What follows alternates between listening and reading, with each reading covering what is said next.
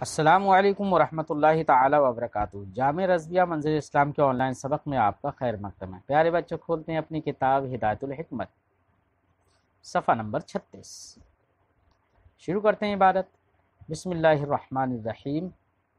انما قلنا انه لو لم يكن في طبعه مبدأ میل مستدیر لما قبل المیل من خارج لأنه لو تحرك من خارج لتحرك مسافة في زمان ويكون ذلك الزمان أقصر من زمان حركة ذي ميل ويتحرك بمثل تلك القوة في عين تلك المسافة وإلا لكان الشيء مع العائق الطبيعي كهو لا معه هذا خلف وذلك الزمان الأقصر له نسبة لا محالة إلى الزمان الأطول فإذا فرضنا ذا ميل آخر ميله أضعف من ذي الميل الأول بحيث يكون نسبته إلى الميل الأول مثل نسبة الزمان الأقصر إلى الزمان الأطول فيتحرك بمثل تلك القوة في مثل زمان عديم الميل مثل مسافته لأن الحركة تزداد سرعتها بقدر انتقاص القوة الميلية التي في الجسم لأنه لو انتقص شيء من القوة التي في الجسم ولا يزداد السرعة لم تكن القوة الميلية مانعة من الحركة هذا خلف فظهر أن الجسم القليل الميل والذي لا ميل فيه متساويان في السرعة وهو محال وهذا المحال إنما لازم من فرض تحرك ذلك الجسم الذي لا ميل فيه أصلا ومن فرض الميل الذي نسبته إلى الميل الأول كنسبة زمان عديم الميل إلى زمان ذي الميل الأول لكن فرض الميل على النسبة المذكورة ممكن فهذا المحال إنما لازم من فرض تحرك الجسم الذي لا ميل فيه أصلا فيكون محالا۔ پیارے بچوں، آپ نے عبارت سنی۔ آج کے سبق میں یہ بتا رہے ہیں کہ اگر فلک کی طبعیت میں میل مستدیر نہ ہو، مبدأ میل مستدیر نہ ہو، تو وہ خارج سے بھی میل کو قبول نہیں کرے گا۔ اس کی وجہ کیا ہے؟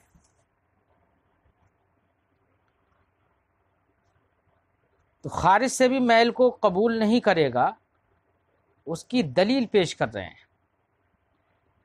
دلیل کے سمجھنے سے پہلے پیارے بچوں، تمہیداً ہم ایک بات پیش کر رہے ہیں، اس کو ذہن نشیں رکھیں۔ ایک تو میل کا معنی ذہن میں رکھے کہ میل کا معنی کیا ہے۔ کل ہم نے ذکر کیا تھا، آج ہم پھر ذکر کر دیتے ہیں کہ میل اس حالت کا نام ہے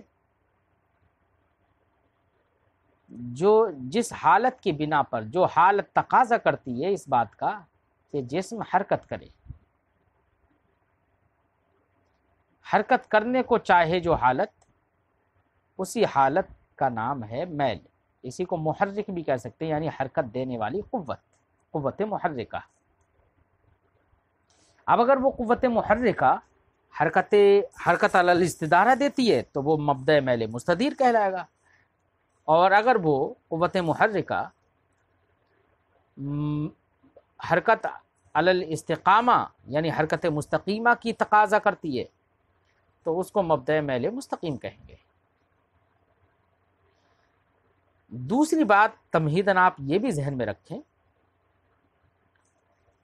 کہ اگر کسی جسم کے اندر قوت محرکہ ہوتی ہے نا، یعنی مبدأ میل ہوتا ہے، حرکت کرنے کا وہ حرکت کرنے کی علت اور کوئی نہ کوئی قوت ہوتی ہے کسی جسم کے اندر، جیسے کہ مثال کے طور پر ہمارے جسم کے اندر خود حرکت کرنے کی قوت موجود ہے، تو ہم باہر کے محرک کی حرکت کو روکیں گے۔ ہمارا جسم روکتا ہے، نہیں سمجھا آپ نے؟ جس جسم کے اندر بالکل حرکت کرنے کی طاقت نہ ہو تو وہ جسم کسی باہر کے خارج کے محرک کو روک نہیں سکتا، اور جس کے اندر خود حرکت کرنے کی طاقت موجود ہو تو وہ خود سے حرکت کرنا چاہے گا، باہر کے اور خارج کے محرک کی حرکت کو وہ روکے گا۔ جیسے ہم ہیں، ہمارے جسم کے اندر حرکت کرنے کی طاقت ہے، تو اب اگر کوئی باہر سے ہمارے دوسرا آدمی ہمارے جسم کو دھکا دے اور ہمیں آگے کے لیے بھگائے تو ہم اس کو روکنا چاہتے ہیں، روکنا چاہتے ہیں، نہیں روکنا چاہتے۔ تو کوئی بھی میل جو طبعیت کے اندر ہوتا ہے وہ خارجی میل اور خارجی محرک کی حرکت کو روکتا ہے، اسی کو۔ تو اس سے آپ کے یہ سمجھ میں آیا کہ میل طبعی یہ خارج کے محرک کی حرکت کو روکے گا تو یہ خارج کی محرک کی حرکت کے لیے حاجب، اس کے لیے عائق اور اس کے لیے مانع بنے گا، بنا۔ اور دوسری بات، ایک بات یہ بھی ذہن میں رہے کہ جو میل طبعی، اگر کسی کی طبعیت میں میل ہے تو وہ میل جتنا قوی ہوگا اتنا ہی زیادہ باہر کی حرکت کو وہ روکے گا۔ مثلا ایک بہت طاقتور انسان ہے جو خود سے بہت حرکت کر سکتا ہے، بہت سارے کام کر سکتا ہے، تو اس کے جسم کے اندر قوت میلیہ جو ہے وہ بہت زیادہ طاقتور ہے، بہادر انسان ہے وہ۔ اب اگر اس کو کوئی دھکا دے تو وہ تو اس دھکے کو ایسے ہی روک دے گا، ہلے گا بھی نہیں۔ اور وہیں پر ایک کمزور آدمی ہے، قوت میلیہ تو اس کی طبعیت میں بھی ہے، لیکن ایسے کمزور آدمی کے اندر قوت میلیہ تھوڑی ضعیف ہوگی، مبدأ میل کچھ ضعیف ہوگا۔ اب اگر باہر سے کوئی اس کو حرکت دے، کوئی اسے دھکا دے تو وہ اسے روکے گا تو، لیکن اس طرح سے نہیں روک پائے گا جس طرح سے ایک بہادر انسان کے مبدأ میل نے باہر کی طاقت کو، باہر کی حرکت کو روک دیا تھا۔ سمجھتے ہیں بچوں؟ سمجھ میں آئی؟ تو مبدأ میل جتنا قوی ہوگا اتنا ہی وہ باہر کی حرکت کو روکے گا، یہ ذہن میں رہے۔ اب بالفرض ہم نے دو مثالیں دی تھیں، ایک بہادر آدمی کی اور ایک تھوڑے سے کمزور آدمی کی۔ دونوں کے اندر مبدأ میل تو ہے، دیکھو مبدأ میل دونوں کے اندر ہے، لیکن ایک کے اندر میل قوی ہے اور دوسرے کے اندر میل ضعیف ہے۔ میل قوی نے باہر کی قوت کو روکنے کا زیادہ کام کیا، اس نے زیادہ روکا، اور میل ضعیف نے کم روکا۔ ذہن بات آ گئی ہے؟ اچھا، جس جسم کے اندر بالکل میل نہ ہو بچوں، بالکل نہیں ہو میل، قوت میلیہ ہو ہی نہیں اس کی طبعیت میں بالکل، تو وہ باہر کی قوت کو روکے گا۔ مثال کے طور پر ایک بے جان لاش پڑی ہے، اب اس کے اندر حرکت کرنے کی بالکل قوت نہیں ہے، یہ ہے اب مبدأ میل اس کا ختم ہو چکا۔ اب جب مبدأ میل ختم ہو گیا، اب وہ حرکت ارادیہ خود سے کر ہی نہیں سکتا، حرکت ارادیہ کا مبدأ میل ختم ہو گیا ہے۔ اب کوئی باہر سے اسے حرکت دینا چاہے تو کیا وہ باہر کی حرکت کو روکے گا؟ نہیں روکے گا۔ اسٹریچر پر نرسیں اسے لیے اس کی باڈی کو گھومتی رہیں گی، لوگ اس کے جسم کو لے کر ادھر سے ادھر منتقل ہوتے رہیں گے، لیکن وہ کسی کی حرکت کو نہیں روک سکتا۔ کیوں؟ اس لیے کہ اس کے اندر میل طبعی اس کی ذات میں اب رہا نہیں کہ جو دوسرے کے خارج کے میل کی حرکت کو روکے۔ سمجھ میں بات آ گئی ہوگی بچوں؟ تو اب خلاصہ یہ نکلا کہ مبدأ میل جس جسم کے اندر ہوتا ہے تو وہ باہر کی حرکت کو روکتا ہے۔ اب جتنا قوی ہوگا اتنی ہی زیادہ روکے گا۔ بہادر انسان، طاقتور انسان کے جسم میں مبدأ میل قوی تھا تو اس نے باہر کی طاقت کو بہت زیادہ روک دیا، باہر کے محرک کو حرکت دینے سے بالکل روک دیا، تو بالکل حرکت نہیں ہوئی۔ اور جس میں مبدأ میل ضعیف ہو تو وہ روکے گا تو، لیکن کم روکے گا، یعنی کچھ حرکت تو ضرور ہو جائے گی۔ اور جس کے اندر بالکل مبدأ میل نہ ہو تو وہ تو بالکل نہیں روکے گا، کیونکہ مبدأ میل جو ہے وہی تو عائق ہے، وہی تو مانع ہے باہر کی حرکت سے، باہر کے محرک کو روکنے کا وہی تو ایک ذریعہ ہے۔ اتنی بات تمہیداً آپ نے ہماری سمجھی۔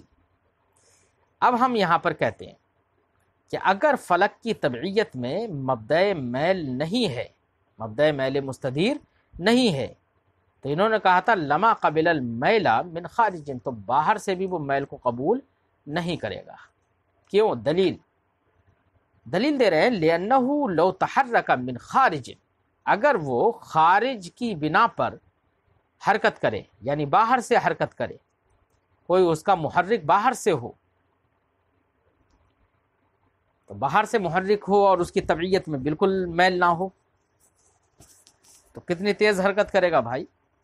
سمجھ میں آ گیا نا؟ اب یہاں پر تو کوئی عائق اور کوئی رکاوٹ ہوگی نہیں، باہر کے محرک کی حرکت کو روکنے والی کوئی چیز ہوگی نہیں۔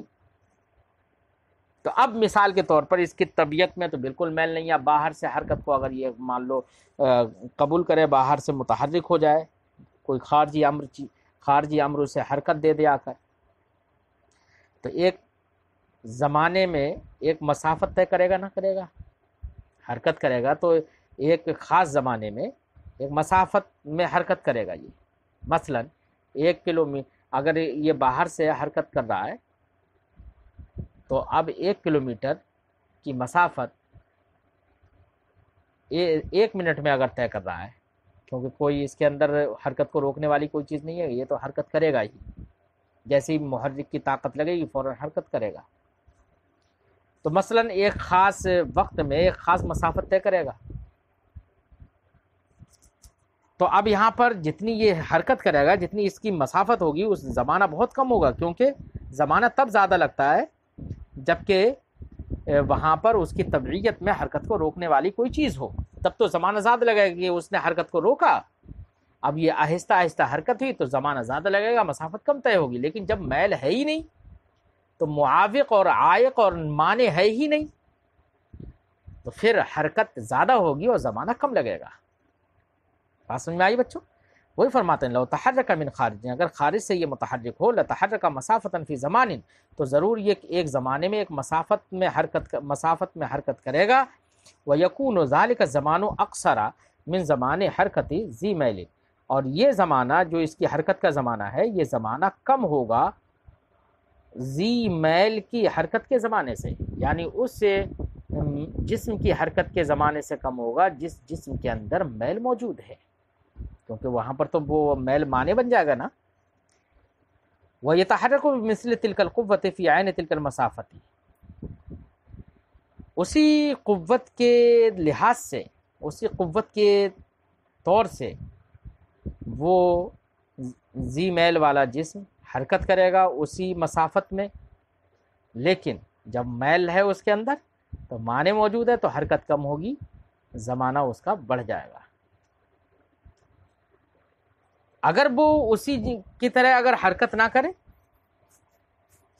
فرماتے وَإِلَّا لَكَانَ الشَّيْءُ مَعَ الْعَائِقِ الطَّبْعِي كَ هُوَ لَا مَعَهُ هُوَ هَذَا خُلْفٌ، تو اگر زمانہ اس کا کم نہ ہو اور اس کا زمانہ زیادہ نہ ہو تو خرابی کیا لازم آئے گی؟ خرابی یہ لازم آئے گی کہ لازم آئے گا لَكَانَ الشَّيْءُ مَعَ الْعَائِقِ، ایک شے عائق طبعی کے ساتھ ہے اور وہ ایسی ہو گئی جیسے کہ عائق طبعی ہو ہی نہیں، کیونکہ عائق طبعی ہے تو اس کا مطلب حرکت کم ہوگی، زمانہ زیادہ لگے گا، اور عائق طبعی نہیں ہے تو صورت میں زمانہ کم لگے گا، حرکت زیادہ ہوگی۔ تو یہ زمانہ کم اور بیش تو ہونا یقینی ہے، اگر کم و بیش نہ ہو زمانہ تو لازم آئے گا کہ عائق اور جو عائق نہیں دونوں مساوی ہو جائیں، عائق طبعی کے ساتھ شے ایسے ہو جائے جیسے کہ عائق طبعی کے ساتھ ہے ہی نہیں، ہذا خلف، یہ خلاف مفروض ہے۔ بہرحال سمجھ میں آ گیا کہ جس میں میل طبعی بالکل نہیں ہے اس کا زمانہ کم ہوگا، اور جس میں میل طبعی ہے اس کا وہ بھی مسافت طے کرے گا لیکن اس کا زمانہ کچھ زیادہ ہوگا۔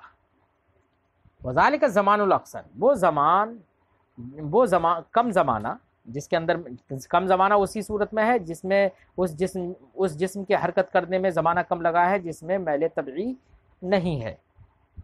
تو وہ کم زمانہ لہو نسبت لا محالۃ الی الزمان الاطول، زمانہ اکثر کو زمانہ اطول کی طرف نسبت کرتے ہوئے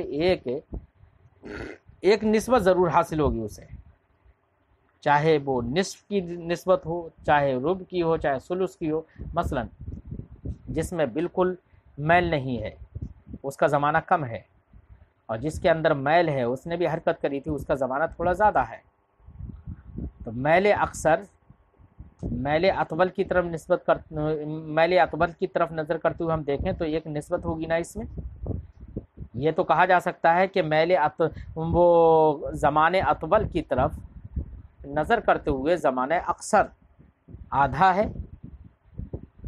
ایک چوتھائی ہے، ایک تہائی ہے، کوئی نہ کوئی نسبت ضرور ہوگی. بات سمجھ میں آئی؟ فَإِذَا فَرَضْنَا، اب یہاں پر کہنا ہے کہ دو باتیں تو آپ نے یہاں پر سمجھ لی کہ ایک آپ نے ایسے جسم کی حرکت مانی کہ جس کے اندر میل بالکل نہیں تھا، جس کا زمانہ کم لگا تھا، اور ایک آپ نے ایسے جسم کی حرکت مانی کہ جس کے اندر میل تھا. کیا تھا؟ میل تھا، اور وہ بھی میل قوی تھا. اب میل قوی تھا تو اس کی حرکت کم ہوئی اور زمانہ زیادہ لگا. اب یہاں پر ایک تیسرا جسم فرض کریں کہ تیسرا جسم ایسا جسم ہو جو حرکت کرے اور اس کے اندر میل تو ہو لیکن میل ضعیف ہو، کمزور میل ہو. تو میل ضعیف ہوگا تو وہ حرکت کو کم روکے گا، باہر کے محرک کی حرکت کو کم روکے گا، ہے نا. تو اگر ایسا فرض کریں آپ ایک جسم، تو اب ایسی صورت میں یہاں پر بھی بتائیں گے کہ یہ جو میل ضعیف جس کے اندر ہے تو یہ اس سے زیادہ حرکت، یہاں پر زمانہ تھوڑا اس سے کم لگے گا جتنا میل قوی کی صورت میں زمانہ لگا تھا. بات سمجھ آئی؟ فرماتے ہیں فَإِذَا فَرَضْنَا ذَا مَيْلٍ آخر میلہ اضعف من ذی المیل الاول. تو اب ہم یہاں پر کوئی ایسا جسم فرض کریں جو میل والا ہو، دوسرا میل والا ہو، اور اس کا میل کمزور ہو پہلے والے میل والے سے. پہلے والا جسم جو تھا جس میں میل تھا اس سے کمزور اس کا میل ہو، بحیث ہو اس حیثیت سے کہ یکون نسبتہ الی المیل الاول مثل نسبت الزمان الاکثر الی الزمان الاطول. تو فرماتے ہیں کہ یہاں پر اس طرح کا اگر جسم ہم نے فرض کیا کہ وہ حرکت کرے اور اس کے اندر میل ضعیف، تو اب ایسی صورت میں اس جسم کا بھی ایک زمانہ ہوگا نا. یہ جب حرکت کرے گا میل ضعیف ہے تو میل ضعیف ہے تو رکاوٹ کم ڈالے گا تو حرکت زیادہ ہوگی اور زمانہ کچھ کم لگے گا. جس کے اندر میل قوی تھا اس کا زمانہ زیادہ لگا تھا.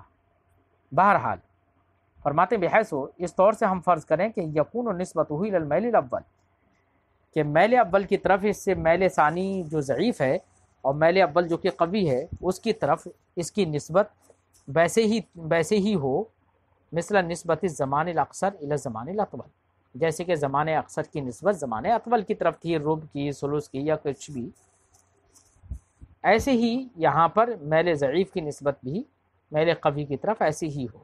یعنی جس جسم کے اندر میل ضعیف ہے وہ جو حرکت طے کر رہا ہے اس کے حرکت میں جو زمانہ لگ رہا ہے، مسافت میں جو زمانہ لگ رہا ہے وہ زمانہ کچھ کم ہوگا.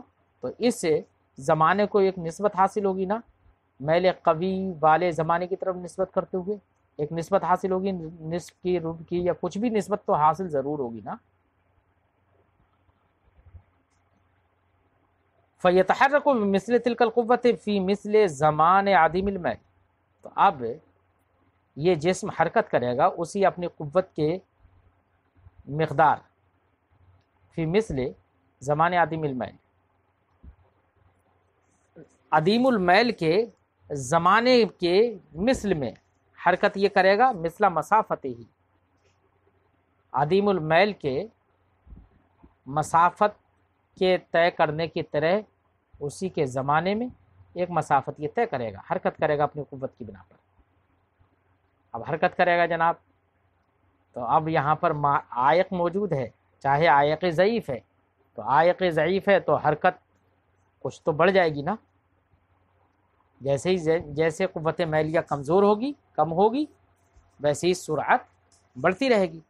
وہی فرماتے ہیں لأن الحرکت تزداد سرعتها بقدر انتقاص القوت المیلیہ، کیونکہ حرکت کی تیزی بڑھ جاتی ہے قوت میلیہ کے کم ہونے کی مقدار۔ قوت میلیہ التی فی الجسم، جو کہ قوت میلیہ جسم کے اندر ہوتی ہے۔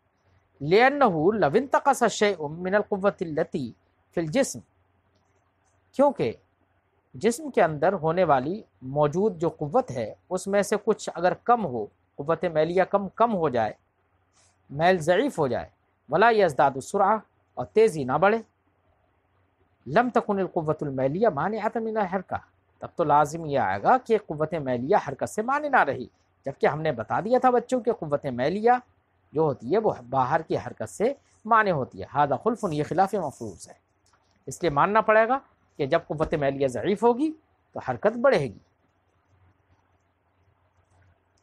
فظاہرہ، تو یہ بات ظاہر ہو گئی، ان الجسم القلیل المیل، کہ وہ جسم جو قلیل المیل ہے، قلیل المیل کا مطلب ضعیف المیل ہے، جس کے اندر میل تو ہے لیکن میل ضعیف ہے، اور وہ جسم والذی لا میل فیہ، اور وہ جسم جس کے اندر میل بالکل نہیں ہے، متساویان فی السرعہ، وہ دونوں برابر ہو جائیں گی کس میں؟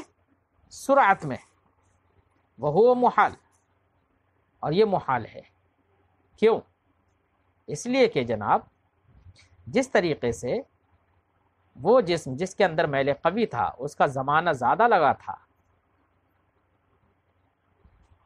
تو زمانہ اطول کی نسبت بھی عدیم المیل کے زمانے کی طرف نصف اور ربع یا ثلث وغیرہ کی تھی۔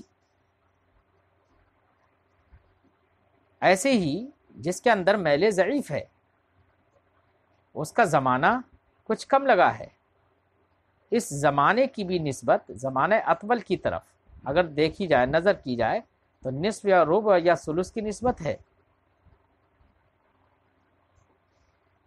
تو زمانہ اطول کی نسبت نصف اور ثلث اور ربع کی عدیم المیل کے زمانے کی طرف بھی یہی نسبت تھی،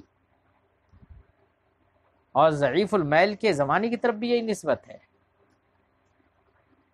تو اب نصف کی نسبت ضعیف المیل کی طرف بھی نظر کرتے ہوئے ہے، اور عدیم المیل کی طرف بھی نظر کرتے ہوئے نصف کی نسبت اور ثلث کی نسبت ہے۔ تو اب زمانہ اطول والے کو چھوڑیے، زمانہ عدیم المیل اور زمانہ اکثر والے کو اٹھائیے کہ ان دونوں کی نسبت زمانہ اطول کی طرف تو نصف و ثلث کی ہو گئی، تو جس کے اندر بالکل میل نہیں ہے، جو عدیم المیل ہے، اس کو بھی نسبت نصف ہے، اور جو ضعیف المیل ہے اس کو بھی نسبت نصف ہے۔ تو لازم آ رہا ہے یہاں پر جس کے اندر بالکل میل نہیں ہے وہ برابر ہو جائے اس کے جس کے اندر میل ضعیف ہے۔ یہ خرابی لازم آ جائے گی بچوں۔ فرماتے ہیں وہو محال، تو جو قلیل الجسم قلیل المیل ہے اور وہ جسم جو بالکل جس کے اندر میل نہیں ہے، متساویان فی السرعہ، لازم آ رہا ہے کہ وہ دونوں سرعت میں برابر ہو جائیں۔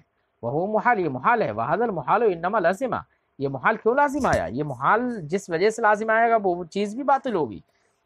وہی فرماتے ہیں وہذا المحال انما لازم من فرض تحرک ذلک الجسم الذی لا میل فیہ اصلا، یہ محال تو اس لیے لازم آیا ہے کہ ہم نے اس جسم کی حرکت فرض کر لی ہے جس کے اندر بالکل میل نہیں ہے۔